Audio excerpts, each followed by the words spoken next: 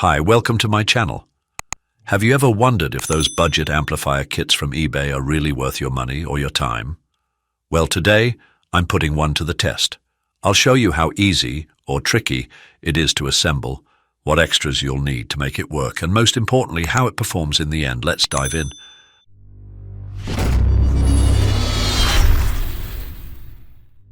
With this kit, you get everything you need, including rectifier components, large filter capacitors and heat sinks for the power transistors. All that's left is to provide a transformer with a dual output of 12 volts, plus 12 volts up to 18 volts plus 18 volts for maximum power. My only complaint about the kit is the resistors.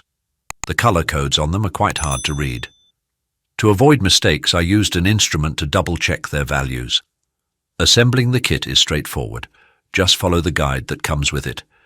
Every component is labeled on the front side of the board, and the guide clearly shows where each one goes. I always start with soldering the smaller components first and then move on to the larger ones. It's a simple and effective way that's worked well for me.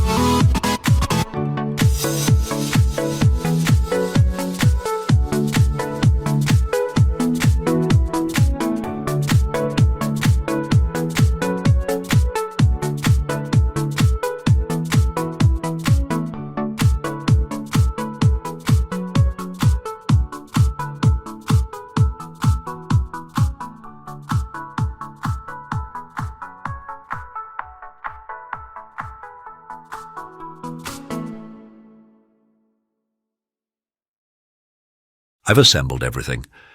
In the video it might look like it took just 3 minutes, but in reality it was closer to 90 minutes. Now the only thing left to do is connect the right transformer to this amplifier and power it on. So let's do that and play some royalty-free music to hear how this amplifier performs. Just a little more work to connect everything and now the first power on. No smoke in the air, nothing blew up, that's already a good sign. Now let's play something and let you decide if it's good or not.